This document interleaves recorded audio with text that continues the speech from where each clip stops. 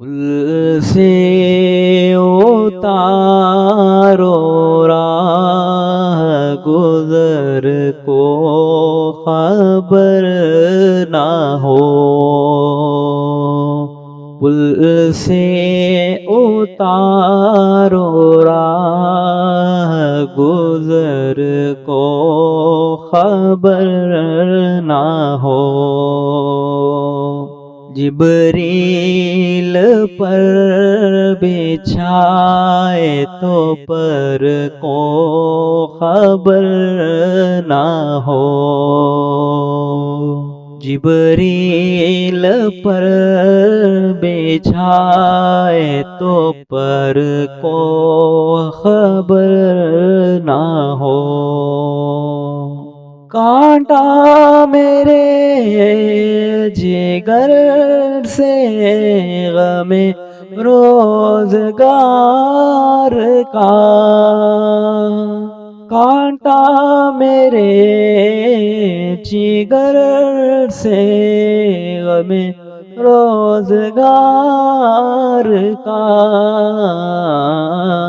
یوں کھینچ لیجیے کہ جگر کو خبر نہ ہو، یوں کھینچ لیجیے کہ جگر کو خبر نہ ہو، پل سے اتارو راہ گزر کو خبر نہ ہو،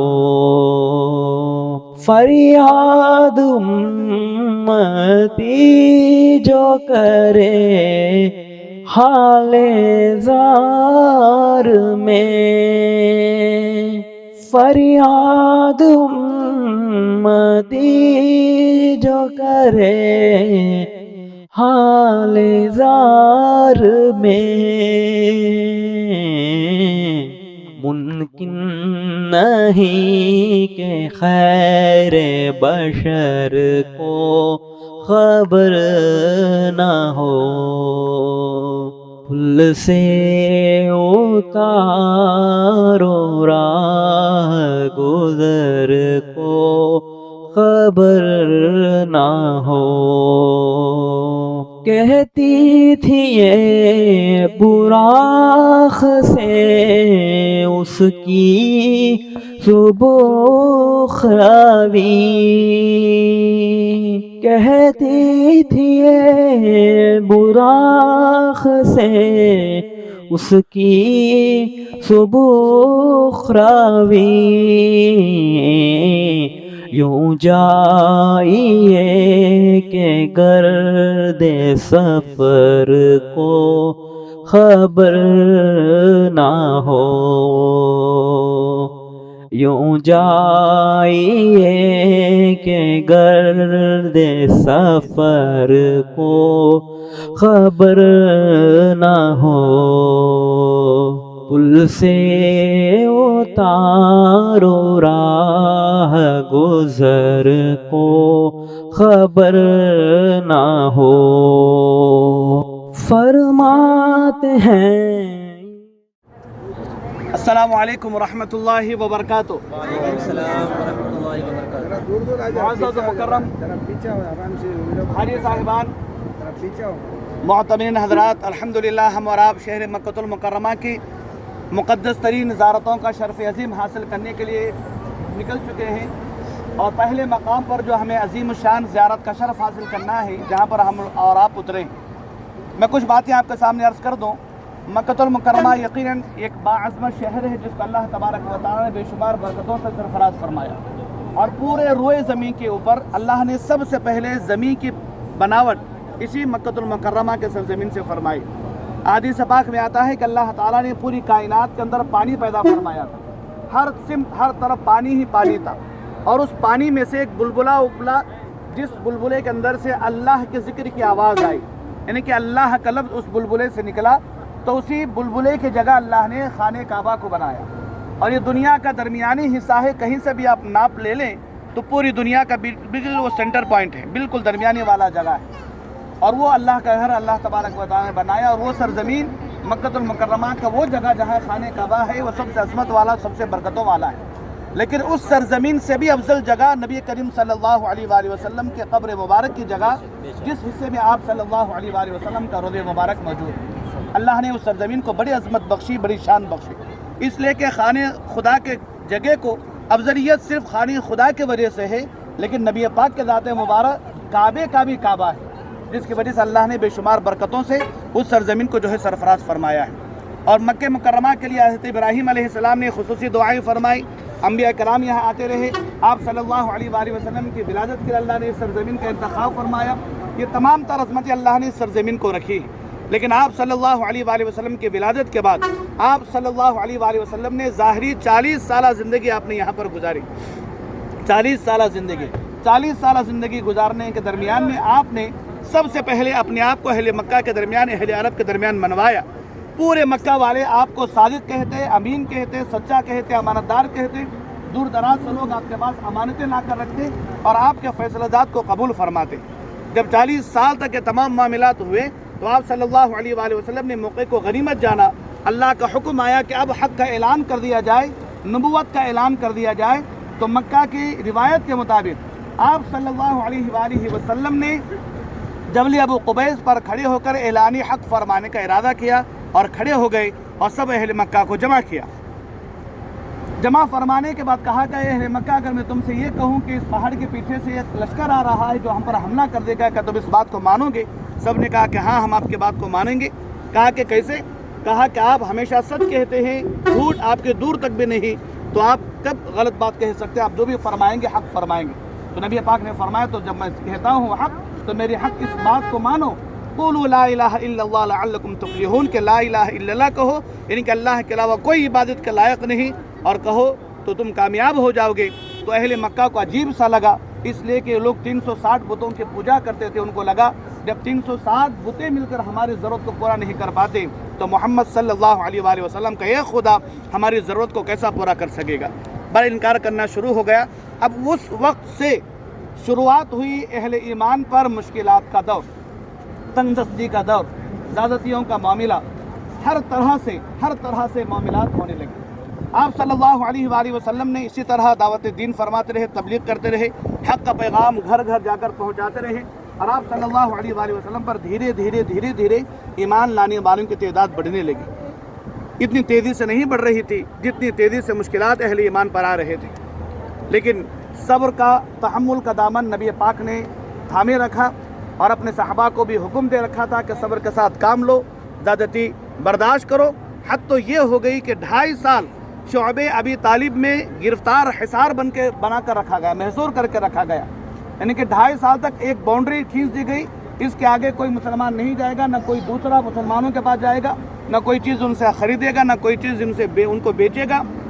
ان کو سوسائٹی بائیکاٹ کر دیا گیا مسلمانوں کو، یہاں تک کہ جس میں سوا سال تک صحابہ کرام نے نبی پاک کی معیت میں سوکھے جھاڑوں کے پتے کھا کر آپ نے زندگی بسر فرمائی، لیکن آپ نے ایمان کو اور دعوت ایمان کو، مسلمانوں کو ہر حال میں ساتھ بنائے رکھا، کبھی ان کو فراموش نہ کیا۔ جب زیادتی حد سے بڑھ گئی، اللہ نے حکم دیا کہ محبوب اب آپ مکہ چھوڑے، مدینے کی طرف جو ہے ہجرت فرما کر تشریف لے جائیں۔ ہجرت کا حکم اللہ نے دیا۔ اس کے بعد ہجرت کا جب حکم آیا، صحابہ کو آقا نے جمع فرمایا، کہا اللہ کا پیغام آیا، ہجرت کرنا ہے، ہم مکہ چھوڑ کر مدینہ جائیں گے، آج رات تم میرے بستر پہ آرام کرنا، صبح اٹھنا، یہ امانتیں فلاں کے حوالے کرنا، اس کے بعد تم مدینے میں آنا، میں تم سے مدینے میں ملاقات کروں گا۔ مختصر میرے دوستوں یہ ہے، آقا اپنے ساتھ حضرت سیدنا ابوبکر صدیق رضی اللہ عنہ کو لے کر ہجرت کا ارادہ فرمانے لگے۔ قربان جائیے حضرت ابوبکر صدیق کی قسمت اور عظمت پر کہ پورے اہل ایمان منتظر تھے کہ کس کو آقا اپنے ساتھ لیں گے، لیکن آقا نے حضرت ابوبکر صدیق رضی اللہ عنہ کو اپنے ساتھ لیا اور حضرت مولا کائنات کو اپنے بستر نبوت پر سلایا۔ رات کے اندھیرے رات میں جب گھر سے باہر نکلتے ہیں تو سامنے دیکھتے ہیں کہ پورے کفار کھڑے ہیں تلواریں لے کر آقا پر حملہ کرنے کے لیے۔ حضرت ابوبکر پریشان ہوتے ہیں، آقا مسکراتے بھی نیچے جھکتے ہیں، کنکریاں اٹھاتے ہیں، سورہ یاسین کی تلاوت فرماتے ہیں، ان کنکریوں کو ان کفار پر پھینکتے ہیں۔ سب کے آنکھ بظاہر دکھ رہے تھے سب، لیکن کوئی دیکھ نہیں پا رہا تھا آقا کے ذات مبارکہ کو، نہ صرف آقا کے ذات مبارکہ کو بلکہ آقا جو چیز ان کو نہیں دکھلانا چاہ رہے تھے وہ چیز ان کو نہیں نظر آ رہی تھی۔ सामने से आका तशरीफ़ ले गए, सामने से आका तशरीफ़ ले गए। और ये बात मैं सिर्फ अपनी ज़बान से नहीं बल्कि कुरान बयान कर रहा है। कुरान में जिक्र है वमा रमैत इज़ रमैत वलाकिन्नल्लाह रमा। ऐ महबूब, जब आपने कंकरियाँ फेंकी वो आपने नहीं फेंकी बल्कि अल्लाह ने फेंकी। पूरी दुनिया तो देख रही है कि मोहम्मद सल्लल्लाहु अलैहि वसल्लम कंकरियाँ फेंक रहे हैं और नबी के फेंकने को खुदा अपना फेंकना करार दे रहा है। गोया नबी की शान अहले ईमान के सामने बयान की जा रही है। नबी का फेंकना सिर्फ नबी का फेंकना नहीं बल्कि खुदा का फेंकना है। आका का फेंकना ये खुदा के फेंकने के मुतरादिफ है। सब लोग अंधे हो गए, किसी को कुछ नज़र नहीं आने लगा, सब लोग परेशान हो गए। आका आराम से निकले और हज़रत अली फरमाते हैं मैं ज़िंदगी में हमेशा परेशान रहा, खौफ में रहा करता था कि कब मौत का फरिश्ता आ जाए और कब मेरी रूह को खुदा के बारगाह में लेकर चला जाए। मैं रात में सो नहीं पाता था, पहला सजदा करता था तो दूसरा सजदा कर पाऊंगा या नहीं कर पाऊंगा, मुझे खौफ रहता। लेकिन उस रात मैं बड़े इत्मीनान और सुकून के साथ सोता रहा। साहबा ने पूछा कि वो कैसे? कहा मुझे ईमान था कि मैं मदीना जब तक जाकर आका से मिलूंगा नहीं जब तक मुझे मौत नहीं आएगी। इसलिए कि आका ने फरमाया था कि अली सुबह उठना है, अमानतें देना है, मदीने में आके मुझसे मिलना है। मुझे यकीन था कि फरिश्ता उस वक्त तक नहीं आएगा जब तक मैं मदीना जाकर आका से मुलाकात ना कर लूँ। बहरहाल मुख्तसर ये कि आका वहाँ से निकले, फिर अबू बकर को साथ लिए। ये जो सिमत है ना, ये मदीने का सिमत नहीं, मदीना उस तरफ है, मदीना मुकाबिल वाले सिमत में। लेकिन आका अपने घर से निकलकर इस जानिब आए। यहाँ आकर फरमाया कि अबू बकर यहाँ आगे का मामला अभी हम तय नहीं करेंगे, 4 दिन के बाद तय करेंगे। 4 दिनों तक हमें इस गार के ऊपर आराम करना है। यहाँ खड़े होकर आका ने फरमाया कि इस गार में हमें 4 दिन आराम फरमाए। हैद अबू बकर ने कहा कि आका उतनी ऊंचाई तक आप कैसे चढ़ेंगे? गुलाम को इजाज़त हो आपको अपने कांधे पर बिठाकर मिले जाना चाहता हूँ। आका चाहते तो गार पर जाने के बजाय गार को यहाँ बुला सकते थे, बुलाकर गार में आराम फरमाते, गार खुद ब खुद जाकर वहाँ बैठ जा सकता था। लेकिन आका ने दुनिया को अबू बकर की शान बताना था। आका कबूल फरमाए, अपने आप को अपने जानों को अबू बकर के कांधे पर रखा। अबू बकर सिद्दीक कांधे पर सरकार को उठाते हैं और आगे की तरफ जाते हैं। तो आका ने दुनिया को बतलाया मैं पूरी कायनात का बोझ संभाल रहा हूँ, अबू बकर है कि मेरा बोझ उठा रहा है। जब मैं दुनिया से जाऊँगा तो सबसे पहला मेरा बोझ कोई और नहीं बल्कि अबू बकर उठाएगा। उसके बाद वो जिम्मेदारी दूसरों के हवाले करता चला जाएगा। बहरहाल मुख्तसर ये आका को अपने कांधे पर उठाकर हज़रत अबू बकर यहाँ से उस गार पाक की तरफ तशरीफ़ ले गए। ये जो पहाड़ आपको दिख रहा है, इस पहाड़ का नाम जबल सौर है। क्या है? जबल सौर। इसकी ऊंचाई पर 2 बड़े पत्थर आपको नजर आ रहे हैं। दोनों पत्थरों के दरमियान में जो हिस्सा है वहीं पर गार मौजूद है, वहीं पर गार है जिसका नाम गारे सौर है। गारे सौर। आका ऊपर गए, हैदर अबू बकर सिद्दीक कांधे पर उठाकर ले गए, गार के सामने उतरे। फरमाया कि आका कुछ देर आप आराम फरमाए, तशरीफ़ रखें, मैं अंदर जाकर आराम का बंदोबस्त करता हूँ। अंदर तशरीफ़ ले गए, गार को सफाई फरमाए, पूरा साफ़ किया। जितने सुराखें थे अपना जो है कुर्ता निकाला, उसको फाड़ा, तमाम सुराखों में जो है कपड़ा रख दिया। एक सुराख बचा हुआ था, देखा कि कुछ बंद करने के लिए नहीं है। आका को अंदर आने की गुजारिश फरमाई। आका अंदर तशरीफ़ लाए, अपने जानों पर हज़रत अबू बकर ने कुशादा किया, अपने गोद में आका को लिटाया। नबी पाक आराम फरमाने लगे। आंख बंद हैं, सो रहे थे, लेकिन दिल आपका जाग रहा था। हदीस मुबारक में आता है कि जब अल्लाह के नबी सोते हैं तो आंख उनकी सोती है, दिल उनका जागते रहता है। पूरे मंजर को देख रहे हैं। एक अजदहा था, तारीख बताती है कि एक अजदहा था जो कई बरसों से यहाँ इंतज़ार कर रहा था आका की आमद का। उसी लम्हे में वो बाहर गया जब आका अंदर तशरीफ लाए। अब अंदर आने के लिए कोई जगह दिखी नहीं उसको। अब क्या क्या उसने, एक जगह जो सुराख बंद नहीं था, हज़रत अबू बकर ने अपनी एड़ी लगा रखी थी। एड़ी को वो बोसा देने लगा, एड़ी को बोसा देने लगा, यानी कि काटने लगा। अपना जहर उसके कदमों, हज़रत अबू बकर सिद्दीक़ रज़ियल्लाहु अन्हु के कदमों में डाल दिया। जहर पहला, तकलीफ हुई, आँख से आंसू निकले। वो आंसू निकल कर आका करीम सल्लल्लाहु अलैहि वसल्लम के रुखसार पर पड़े। कुर्बान जाइए, सबसे अजीम आंसू का कतरा है वो, सबसे अजीम आंसू का कतरा। इसलिए कि जब वो आंसू निकलता है तो आंख अबू बकर की होती है, जब जाकर गिरता है तो मुस्तफ़ा के रुखसार होते हैं। सुभान अल्लाह, बहुत प्यारे आंसू। नबी पाक आंख खोले, कहा कि क्या बात है अबू बकर? कहा कि आपका ऐसा मामला है। नबी मुस्कुराते हुए उठे, अपना लुआब दहन निकाला और हज़रत अबू बकर के कदम मुबारक पे जहाँ वह ने काटा था वहाँ लगाया। दुनिया यही समझती है कि असल में काटा सांप ने था, जहर निकालने के लिए आका ने लुआब डाला, ऐसा नहीं है। आका को पता था मेरा एक ग़ुलाम अजदहे के शक्ल में यहाँ बरसों से मौजूद था, उसको तो मेरी ज़ियारत ना हो सकी, कम से कम उसके जहर में मेरा लुआब मिल जाए, आका ने करम फरमाया। जहर में लुआब मिल जाए, आका ने करम फरमाया। बहरहाल ये वगार है जिसमें 3 रातें 4 दिन आका आराम फरमाए। इसी गार के पास रोज़ाना हज़रत अस्मा बिन्त अबू बकर सिद्दीक़ रज़ी अल्लाह अन्हा अपने बकरियों को लेकर आती थी। यहाँ दूध निकाल कर आका की खिदमत में पेश फरमाती, आका कबूल फरमाते, नोश फरमाते, फिर वहाँ से भेज देते। अहले मक्का परेशान थे, मदीने के रास्ते में ढूंढ रहे थे, कहीं उनको मिल ही नहीं रहा था कोई रास्ता, कोई निशान। यहाँ 3-4 दिनों के बाद आका निकलते हैं और फिर आगे मदीने की तरफ सफ़र फरमाते हैं। तो ये हिजरत वाला मकाम 3 रातें 4 दिन आका यहाँ पर गुजारते हैं और ये बड़ी बाबरकत जगह है। कुरान में इस वाक़े का जिक्र है। हज़रत अबू बकर कुछ देर के लिए परेशान हो गए, जब अहले मक्का ढूंढते हुए गार के पास आ गए, इतने करीब पहुँचे, गार का सुराख के पास आ गए थे, लेकिन वो अंदर नहीं गए, इसलिए कि वहाँ मकड़ी ने जाला बुन रखा था, कबूतर ने घोंसला बना रखा था, अंडे दे रखे थे, कोई अंदर नहीं जाएगा, उनको यकीन था, वहाँ से वापस चले गए। कुरान जिक्र करता है अबू बकर इतने डर गए कि रसूल पाक को कहना पड़ा, ला तहज़न इन्नल्लाह मअना, कि अबू बकर डरो मत, अल्लाह हमारे साथ में है। आका के सामने फरमाते हैं अबू बकर के, आका अगर वो अपने कदमों को देख लेंगे तो अंदर नजर आ जाएंगे हम। आका फरमाते हैं कि इत्मीनान रखो, उनके साथ पूरी दुनिया होगी, हमारे साथ दुनिया का परवरदिगार हमारे साथ में है। वो आए, वहाँ से वापस चले गए, आराम से हिजरत का पूरा मामला यहाँ से आगे बढ़ता है। आइए इस मुक़द्दस जगह पर, इस मुस्तजाब वाली जगह पर मुख्तसर हम दुआ का एहतमाम करेंगे। दुआ के बाद आप हज़रात 5 मिनट फ़ोटो वगैरह लेना हो तो ले लें, उसके बाद 10 में बैठेंगे, यहाँ से आगे की ज़ियारतों की तरफ हम लोग बढ़ेंगे इंशाअल्लाह। इज्तिमाई दुआ होगी, उसके बाद हम लोग इंशाअल्लाह आगे बढ़ेंगे।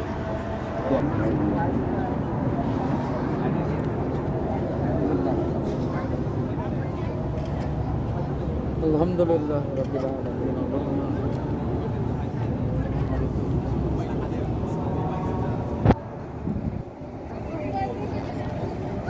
कुल हुवल्लाहु अहद अल्लाहुस समद।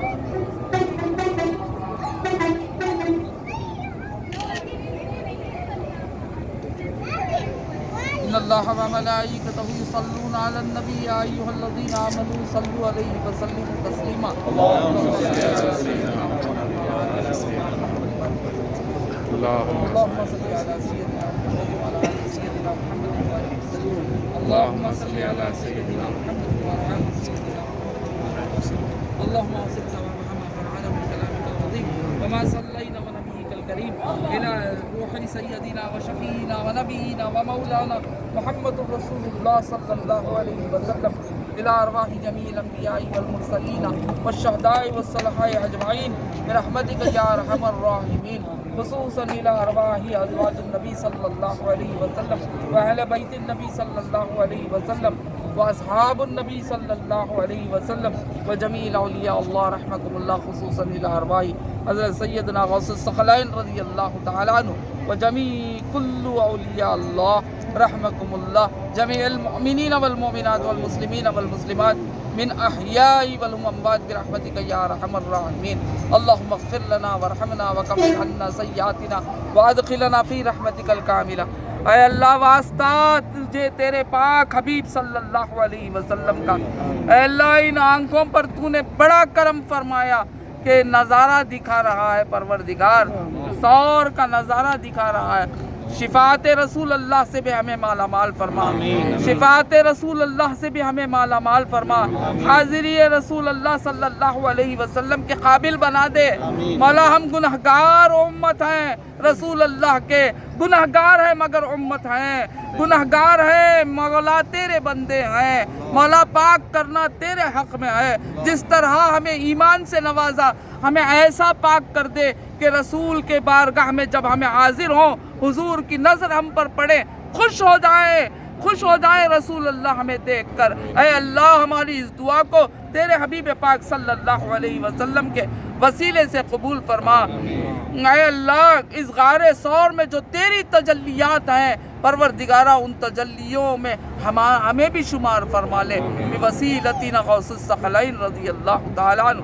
سبحان ربک رب العزت عما یصفون وسلام علی المرسلین والحمد للہ رب العالمین. آپ لوگ زیارت کرتے ہوئے فوٹو وغیرہ لینا ہے تو لے کے اپنے اپنے بسوں میں بیٹھ جائیں. جس بس میں آئے تھے اسی بس میں دے سفر کو خبر نہ ہو، یوں جائیے کہ گرد سفر کو خبر نہ ہو. پل سے اتارو راہ راہ گزر کو خبر نہ ہو۔ فرماتے ہیں یہ دونوں ہیں سردار دو جہاں، فرماتے ہیں یہ دونوں ہیں سردار دو جہاں۔